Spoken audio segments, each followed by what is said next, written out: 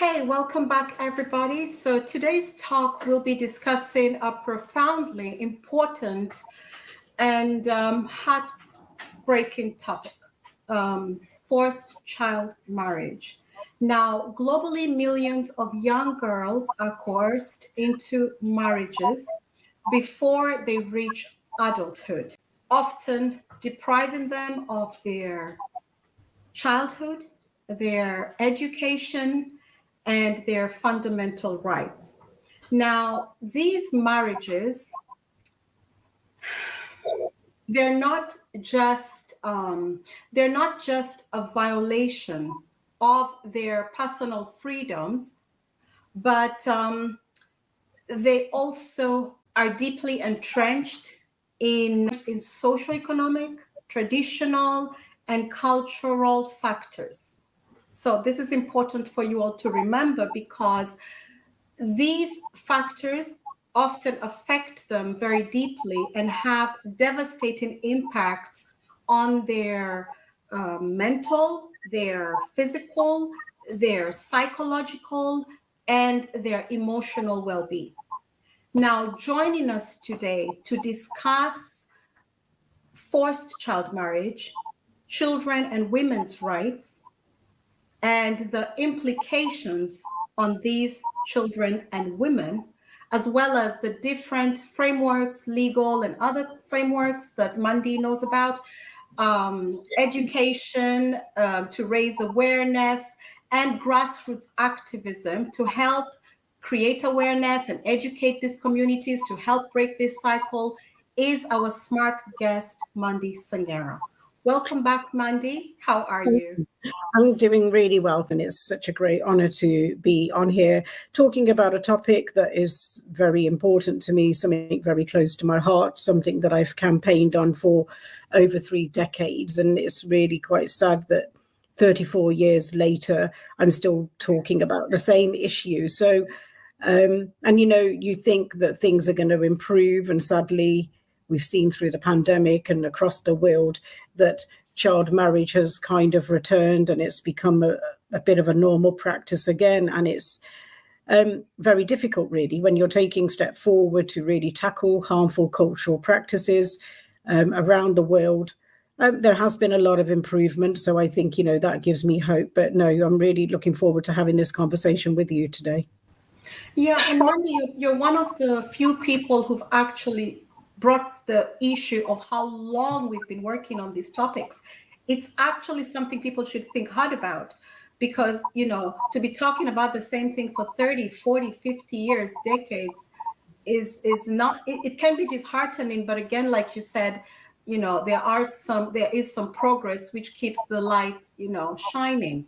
Yeah. And I think to just to lay the foundation, and for the purpose don't perhaps you can tell us, how you tell us about your journey. I know I don't know which angle you're going to start with, because it's No, let's do that. No, thank you. So, no, thank you again. Yeah. Brilliant. So the reason I got involved in early child forced marriage was actually supporting a friend with a disability. My friend Ronnie, who had a disability, and her family thought if she married somebody that needed a visa, that it would be a good match and he'd look after her. And, when you have transactional marriages, they're never going to work. If somebody is expecting something out of it, if she's waiting for a carer to look after her and he's looking for a visa, these marriages are doomed from day one. But the problem was that I knew that was wrong, and I was challenging people, and I was very young at that time, and I was saying, well, why is this happening? And people were saying, oh, we don't get involved in other people's business. It's not our issue. And for me, I thought, no, I need to stand up for her, because actually her benefits and her money have been taken off her. She's suffering physical abuse and sexual abuse and suffering horrific violence. There's nothing right about this. There's nothing honorable about this. So I started there. This is where I started 34 years ago. And over 20 years ago, I was one of the original founders of the UK Forced Marriage Unit, which has been founded by the Foreign Office and the Home Office, a joint initiative. And, it was an issue where people in my community, young people, were taken out of the country, or their families were putting them under a lot of pressure and duress, and they weren't given the same rights. And we knew that that wasn't right. So we needed to educate teachers and frontline first responders and everybody else that deals with young people.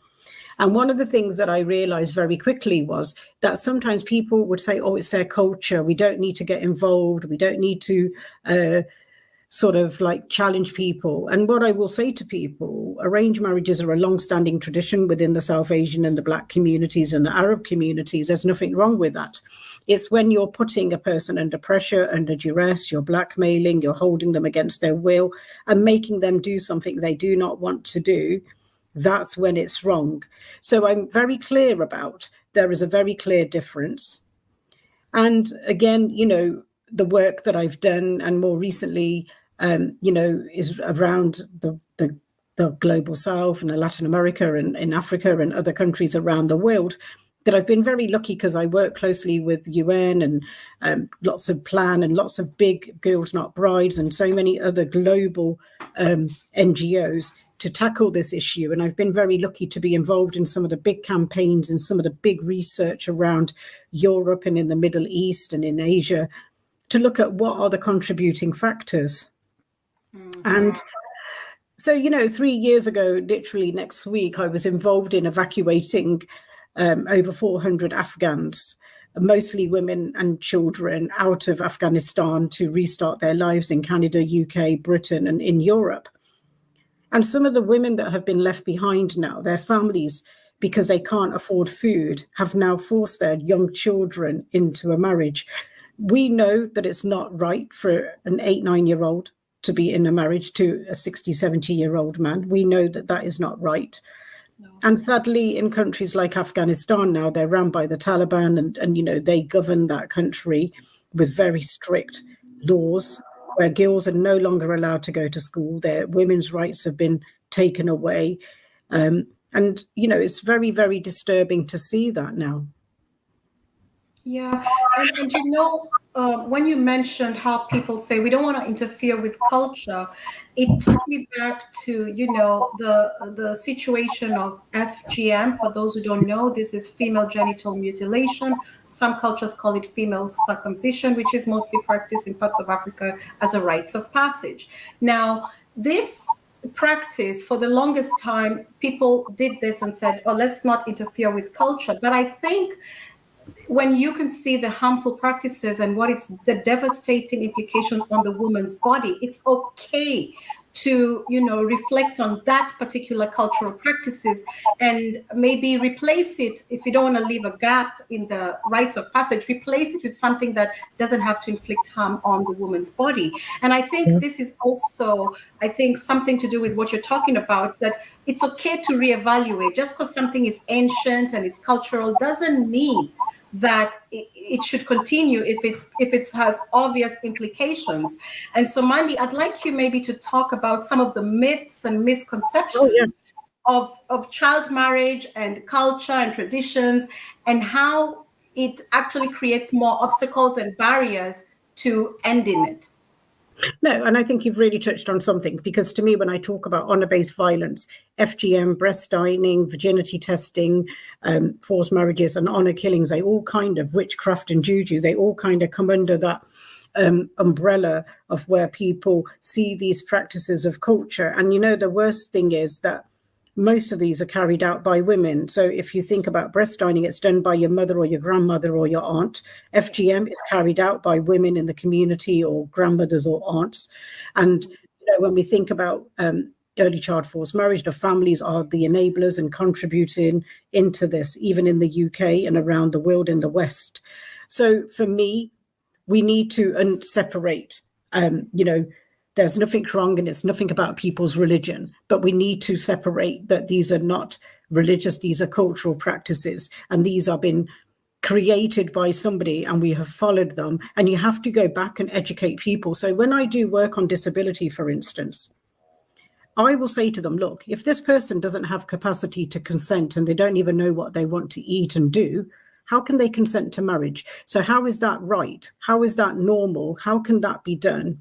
So for me, it's really important that when I'm talking to the community, and one of the things that I have learned and one of the secrets to my success of being around for such a long time is that I have to engage with the grassroots organizations. I have to engage with the men because they have to be a part of the solution. I have to engage with the community leaders and the old elders in the communities, whether that's in Asia, in Latin America or Africa or wherever that may be, because if you want change, you have to go back and talk to the people that are actually enabling this.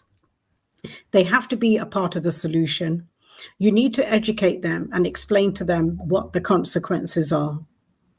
And we have to say to them, okay, why are you doing this? And when I talk to people in like Africa and other countries, it's like, because we're poor, we don't have money, we don't have anything. The only thing we have is to sell our child. And even in like I said, in Afghanistan more recently again. And we need to try and educate people. And I would say to parents, okay, you can sell her now. You might get £100, a few £1,000, but how long will that feed you? You know, you get a goat for your daughter. That was the worst one, I think, that really shocked me. And I said, you're going to kill that goat. You're going to eat it. How long can you feed yourself? A week? If you're lucky, for 2 weeks. But after that, what?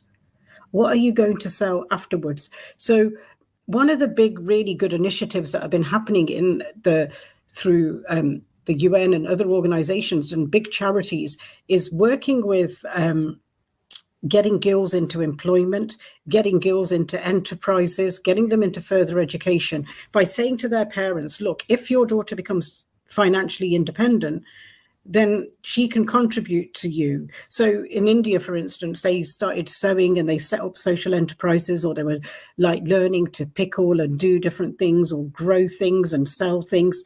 And they were generating income. So then their parents were like, okay, do you know what? We're getting dependent on this money. So we don't need to sell our children. We don't need to force them into marriage. So you have to take small steps. It's not going to be fixed overnight. But I think for professionals in the West, sometimes don't want to get involved. They're too scared because they think it's their culture. And we need to be very clear that there is nothing honorable about abuse in the name of honor and think this is culture, you know, this is their culture. If the culture and the practices are abusive, like FGM, for instance, or breast dining, or we need to call it out and say, look, this is not right. Earlier this year, I was involved with a campaign for the UK Home Office again. And it was really interesting to work with newly arrived communities to talk about those issues, trying to educate them around these issues. I did some work with the Roma community as well. So I think for me, it's really important that we use the right tools to engage. So what might work in Africa may not work in India. If it works in Afghanistan or in the Middle East and the MENA region, it may not work in the West. So we have to really adapt, and we adapt our style. We have to bring the right people in, and we need to educate teachers and other professionals who are involved with the families as well.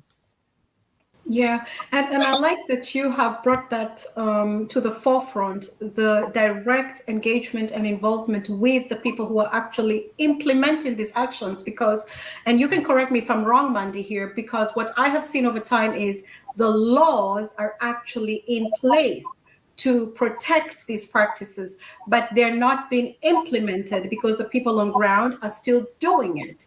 And there's kind of this collective agreement. And so it's important to have the laws, but to make sure they're being enforced. And you can only do this if people are on the same page. Is this what you're saying? Because that's what I agree. Laws are not lacking and policies are all there, but implementation. It's about the way that you adapt it to suit your agenda. And, you know, people have said to me, and I'll give you a good example of this, where I've gone into the Middle East and somebody will say to me, oh, you know, it's my culture, it's my religion, it's my religion.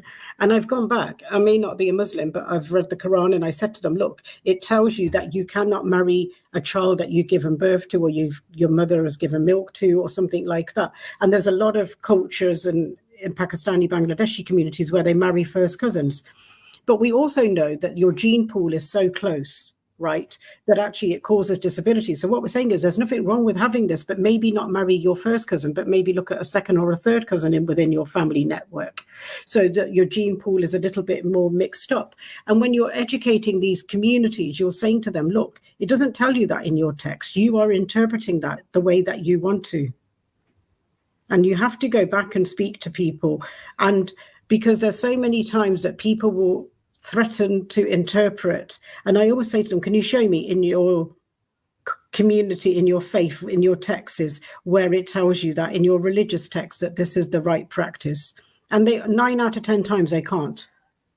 So you have to bring it back and say to them, so actually somewhere along the line, you've adapted that within your family or in your community, and we need to call it out. So I'll give you another example of, like, if, say, you're a child with a disability, with autism, or you have epilepsy or something like that, and we have seen a lot of so-called pastors and people who are so-called religious leaders and community leaders will be driven by financial gain, by branding someone's child a witch, or saying they're being possessed, or they got a victim of juju, and they're carrying out horrific rituals on people, charging vulnerable people who are already need help. And you need to educate people.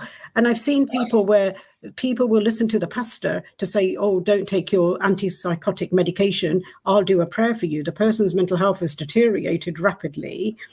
So there are some real issues, and you have to really call it out and try to make them understand the medical models and the social and the community models, and how they sometimes will not work. And, and we have to find a way to educate, because that is the main way of, like, change.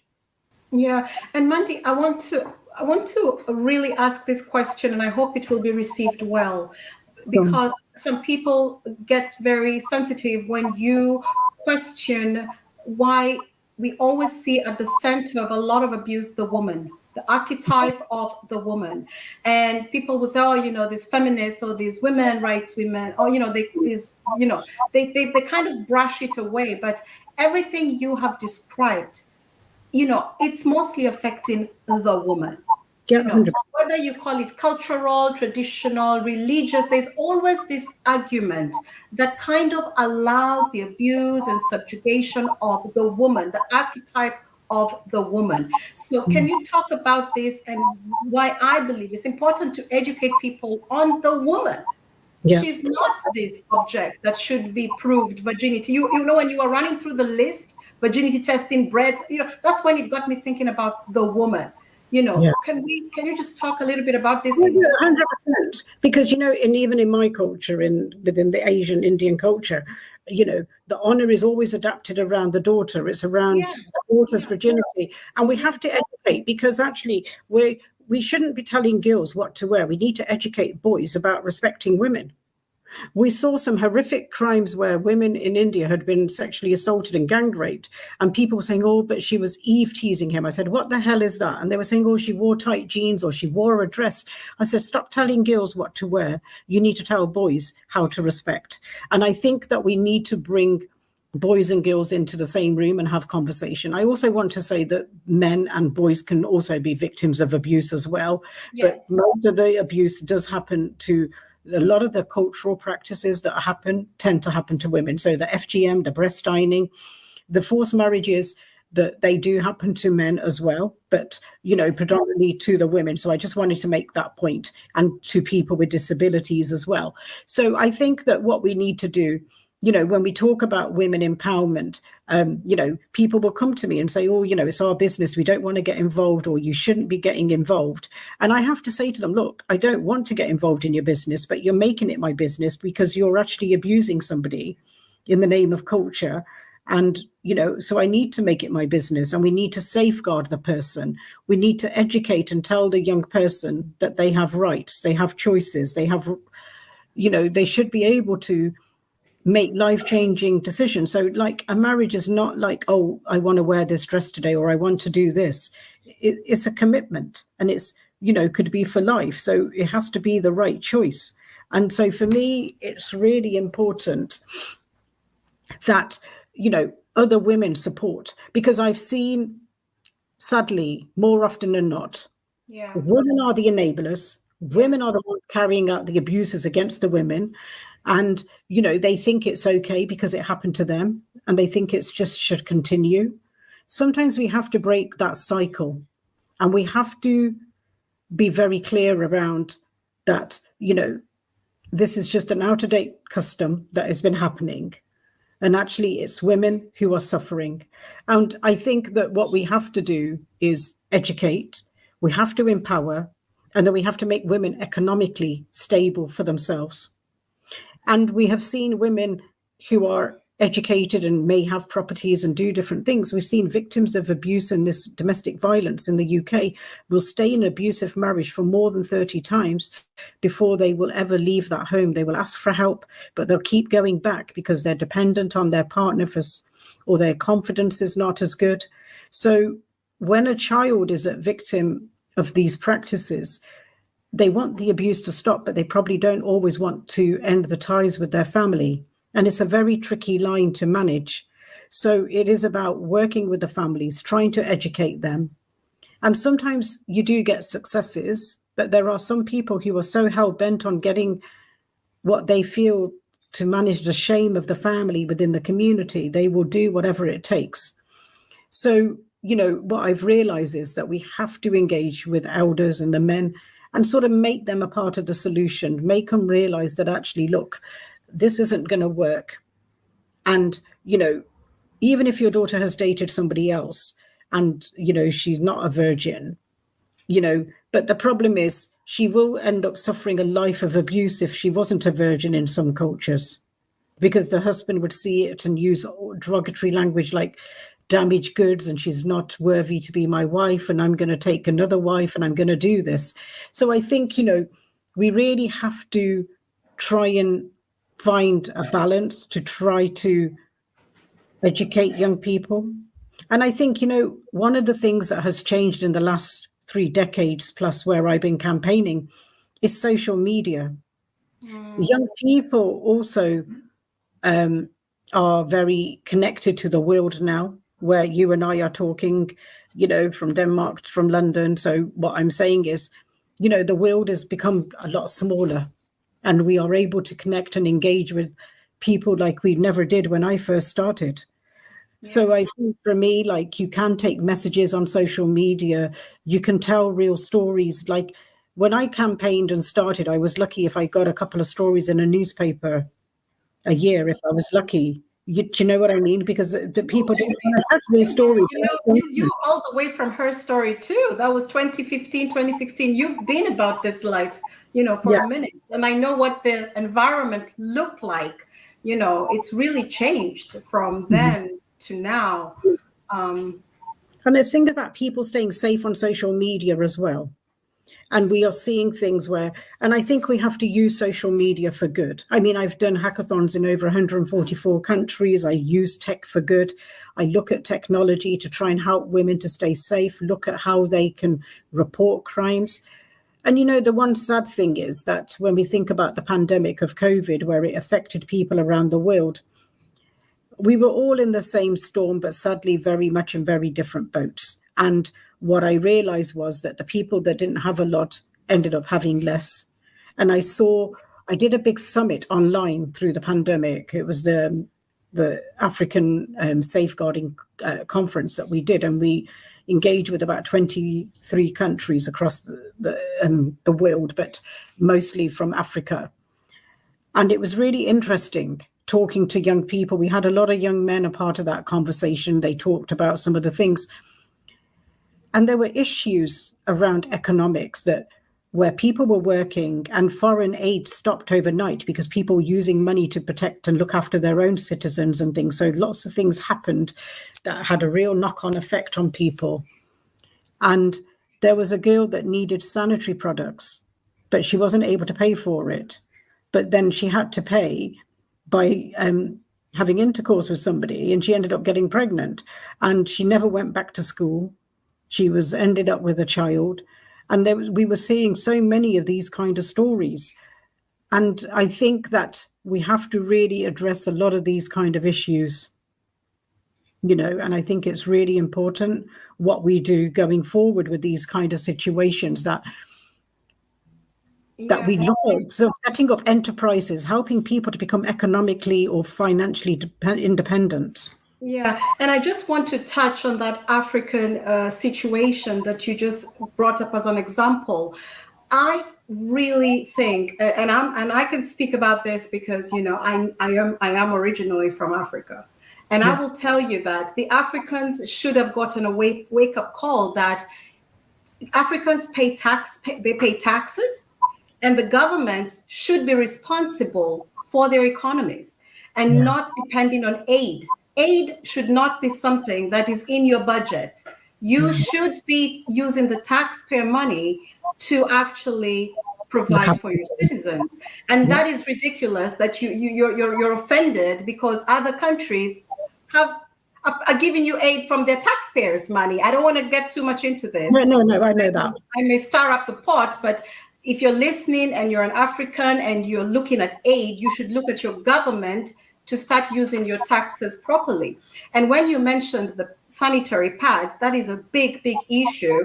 And I'll tell you currently, right now in Kenya, I don't know whether you've seen the news, Kenya is currently going through some really serious restructuring. But one of the things that stirred the pot and actually ignited a flame there is the sanitary pad issue. And it's funny that you brought it up because they actually, not only was it difficult for low-income families to afford the sanitary pads, but they added a tax on it to make it even more impossible and even more difficult for these young girls to afford sanitary pads. So it's very complicated, the African situation. That is not an issue just in Africa, let me tell you, because sadly, we're getting taxed in Europe and in America and everywhere, and women have been lobbying and campaigning on this. This is not something is a luxury item.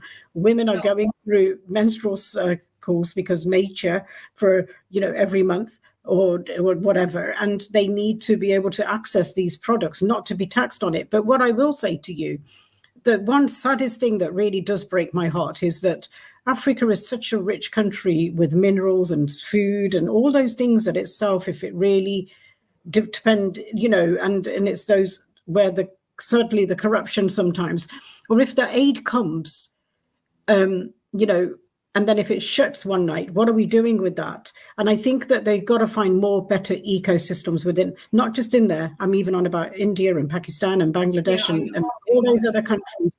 Because when there's aid coming in, it's sort of going to the top and it's not filtering through. What I've seen over the years for the last 3 decades, there's so much money going to NGOs, but it always goes to the NGOs that are linked to the governments, or they're linked to people in high places, or they know how to get that money. And there could be somebody really, an amazing activist on the grassroots who's doing amazing work with children or girls, but actually is not getting half of the money that they deserve to be getting because it's not filtering down. And it's sort of staying in it's like a ladder almost, and it stays at the top and it filters down. You'll be lucky if you got a few scraps out of it, really. Yeah, and I have a different take on aid. And for those listening, me and Mandy, we can agree and disagree because that's what smart women do. I have a different take on aid because aid to me, especially from the African context, I see it as a trap. It's a trap because it's just a wheel of aid, because true empowerment actually, if you were really to help an African, you would give something that makes sure there's a continuous flow of income being generated by the people you want to help. But with aid, you constantly leave Africa as the beggar, constantly in a position of begging. So I have never looked at aid as a good thing. I have looked at aid as, okay, there is a hurricane or some extreme emergency where the government has allocated resources to taking care of infrastructure, schools, health, and everything. And now this huge tsunami happened. Now you can help as the friendly citizen of the world, a global citizen. But just to say aid for your healthcare system, aid for your roads, aid for your food, this is not something. I think this is actually what has kept Africa poor, because it has not built anything. And like you said, it doesn't trickle down. It doesn't reach the people it's supposed to reach. And I think if you look at the Middle East, is a country that's a desert, and they have built through the oil and other resources that they have, and they have built, unbelievable opportunities for their people, and their women are now feeling so empowered and getting those seats. But one of the things that I would like to say, for me, it is so important that we have women at the decision-making table in leadership. if we want change. Because what happens is, I've seen things where, people may want to go to a Sharia court and there's not many women in the top there to ask for help. And sometimes, if a woman wanted to ask for a talaq or something, a divorce, she doesn't always get it. And if there isn't, how do we support that? So I think that there are other social barriers that could be easily fixed. The economic one may take some time. So for me, what I would say to you, first of all, it's about educating, not just the grassroots and the communities, but elders, and looking at those systems and how do we engage to really break that cycle of abuse. We need to understand that, it's not okay to carry out practices where women's health and life is at risk. How do we dress up these different things? And it's really important. And I think for me, when I look at the girl child, being sold off into marriage or something like that, it actually really just, breaks my heart to see that actually, she has so much potential. She could work herself out of poverty. She could get herself an education. She could do everything. And, we also need to recognize that 11, 12-year-olds' bodies are not equipped to carry a child. That is wrong on so many levels. Yeah, it is. They're not even allowed to vote. They don't have an ID card. I don't know about the UK, what age is, but it's 18 in most countries. 18. Yeah. So, already the system, and then, we don't want to go into the science of the adolescence development stages of children going into 21 years. There's a lot of changes still happening, for you to be put in such a complicated, environment. And I use that word gently, but because it's a lot for a young girl. And no, it is. And I think one of the things that I would say to you that, if you are on social media, use it for good.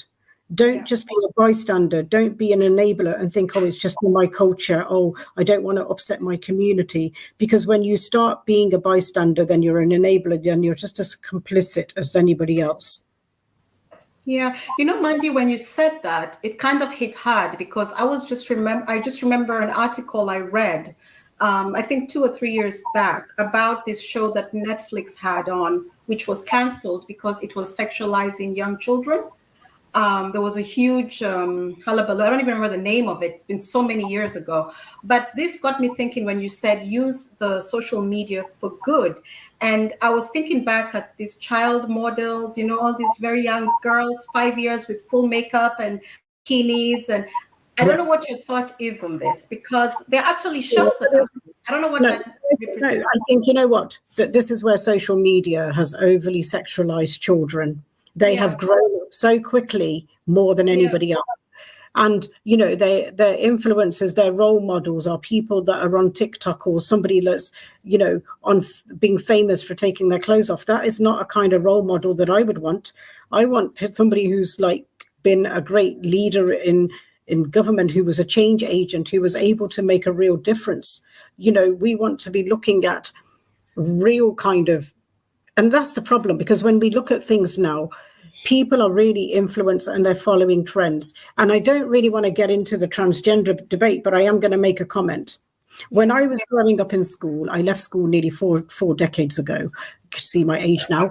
And what I'm going to say to you, one of the things that worries me, we had a couple of people who identified as being gay, and there's nothing wrong with that. I have no problems with whatever you want to call yourself. But I do have a problem that it's almost becoming trendy now for young people. And, when you go to Africa and other countries and you start saying how many genders are there, they tell you straight to your face there's 2. Or some cultures will say there's 3 because there are some people who are born with, both genders, but then you make a choice to transition to the other. But at the moment, when we're saying that there's over nearly 100 genders and people want to be identified as this, it's been very difficult, because actually in England, there has been real issues in some schools where children were identifying as cats and meowing and all this nonsense, and what are we teaching children? And when I go to the Middle East, I was in the Middle East earlier this year in Dubai and places, and they were saying, Mandy, what is going on in Britain? Oxford and Cambridge were the universities that we wanted our children to go to. we don't want them to go there anymore because we're worried about what you're teaching them. And, and I think that, I have no problems with whatever you call yourself. And what I'm going to say to you is really important that we address those issues and call it out for what it is. Yeah. Yeah. And to me, when I started looking at all these different, and to be honest, there's so many, and they keep adding to the list. We can't keep up. I'm surprised it reached 100. I thought it was actually more. This probably is. Yeah. I stopped keeping up after, I think, I don't know, 5 or 6. I stopped keeping up. But what I immediately saw, because I've worked so long with women's rights, human trafficking of women and women issues. And I've seen over years, decades, how women have to fight for the right to, like you talked about, that the taxes, pads should not be taxed as a luxury good. Women had to fight for that. I was so shocked when I saw the first transgender ad for menstruation actually depict red blood. Yeah. All my years for women, our periods was so shunned and treated as something not to touch about. It was always blue.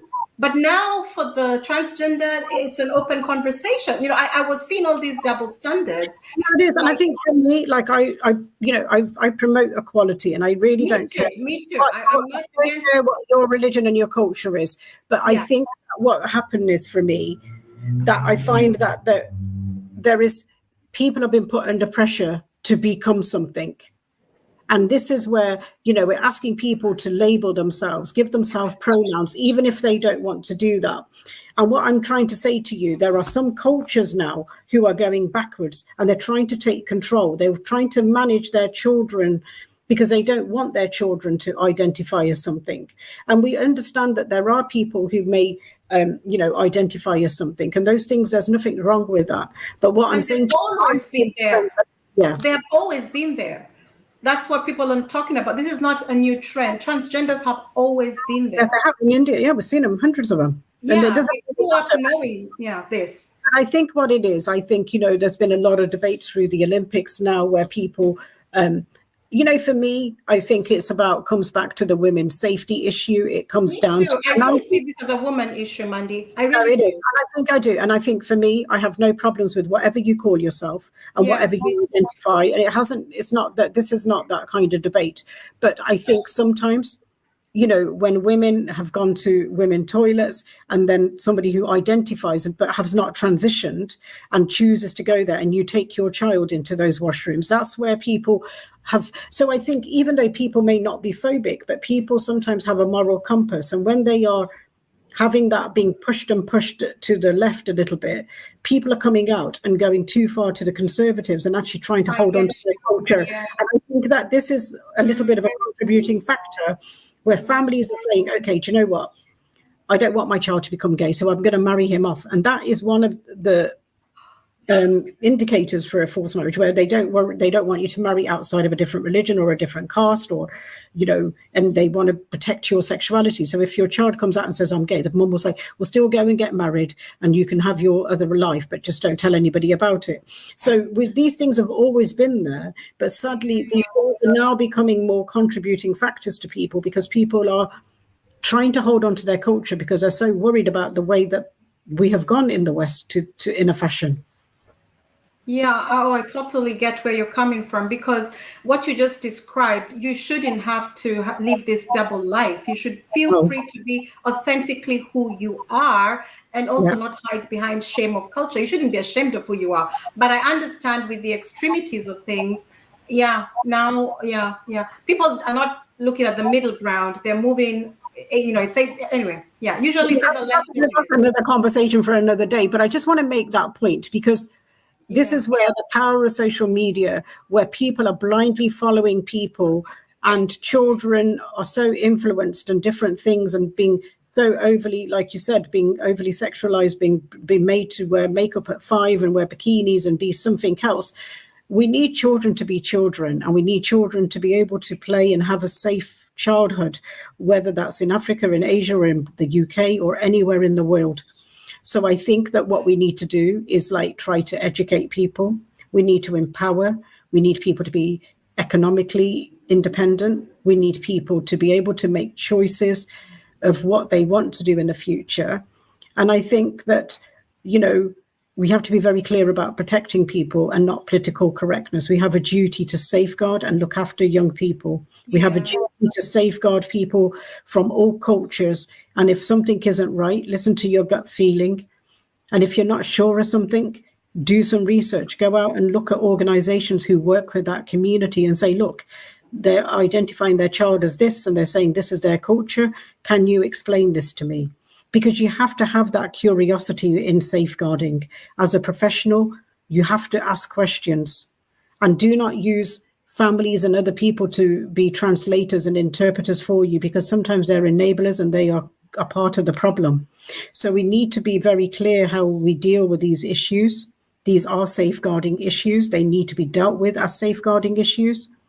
And again, I'm very proud of being an Asian woman and I love my culture, but I know that there are some practices that happen in my community that are not right, and they're nothing to do with my religion. This is my community enforcing out-of-date practices. So it's for me to call it out and say, no, there is no space or room for this kind of behavior or this custom in our culture. Yeah, and I like that kind of approach that you take, because what I think, Mandy, is people need this kind of level of maturity. Meaning, if you point out one aspect of your culture, it doesn't mean you don't like the entirety of the culture. It always fascinates me how people will say, just because you point out one thing, they'll say, oh, she's against the culture. No, you love 1,000 things about the culture, but they zoom into that one thing that you are bringing to the forefront for discussion, for reflection. We have to have a conversation, and we need to look at it and say to them, there is, like I said, there's nothing wrong with so-called arranged marriages. It's when you're putting your child under pressure and duress. So again, it's about having those conversations. What is the FGM actually achieving? What is it doing medically? I mean, boys can get circumcised, but this is not circumcision. This is abuse. This is happening to girls before their puberty, and this is not right. So we have to call it out. When I say to mothers, oh, I don't want her to, I burnt her breast because I didn't want her to get raped. And I'm saying, burnt her breasts? Yes, so the eye in the breast, the breast ironing. So you have to call it out for what it is. And that is mothers doing that to their daughters with irons. I think that's probably one of the worst things I've ever seen in my life, to be honest. And it's very difficult to see. And this is women doing that. And I said to the mother, why did you do it? Oh, I didn't want her to get married. I didn't want someone to find her attractive. I said, have you saw the psychological damage that you have done to your daughter's body? And I think that, you have to bring it home. You have to have an honest conversation. You have to be brave enough to call it out. And because, like, to me, I'm not a racist. I'm not anything. I'm here to support people. I will help anyone, regardless of their religion, their culture, their belief, their gender, whatever. But sometimes when you're talking nonsense and it's not common sense, I'm not scared to call it out. But that is, again, comes down to the maturity. You see, you can say something and you can disagree with me. It doesn't mean we won't hang out and still be friends. And people need to move. But you have to have healthy conversations, yeah. Yeah, and before we head out, just leave us with a few legal, social, or economic frameworks that we can follow or that people can take from today and apply in their day-to-day lives, and also ways that people can seek help in environments where they feel there is no help.